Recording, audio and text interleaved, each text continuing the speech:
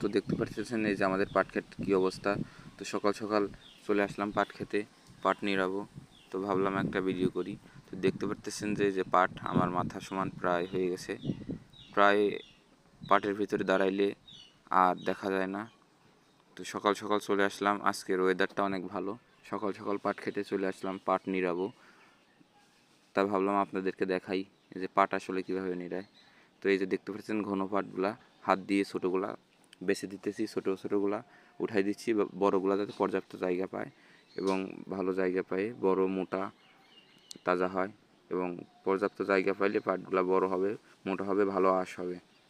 এই কারণে বড় পাটের ভিতর থেকে ছোটোগুলা উঠাই দিচ্ছি, উঠাইয়ে হাত দিয়ে ভাঙে পাশে রেখে দিতেছি। তো যেহেতু পাটগুলো বড় হয়ে গেছে, ঘাস ওই রকমভাবে উঠানো লাগতেছে না, আর ওই রকম ঘাস আমার ক্ষেতে নাইও। তো বড়গুলার ভিতর থেকে শুধু ছোটোগুলা বেছে উঠাই দিতেছি। তো দেখতে পাচ্ছেন যে পাটগুলো অনেক ঘন, ছোটোগুলো উঠাই দিলে বড়গুলো পর্যাপ্ত জায়গা পাবে, এই কারণে ছোটোগুলো উঠাই দিতেছি। যেহেতু এক হাত দিয়ে ধরে আর অন্য হাত দিয়ে ভিডিও করতেছি, এই কারণে দেখতে একটু সমস্যা হচ্ছে।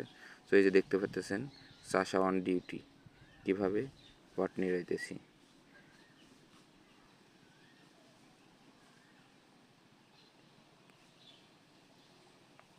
বড়গুলার ভিতরে ছোটোগুলো উঠাই দিতেছি, যে পরিশেষে এরকম হইল।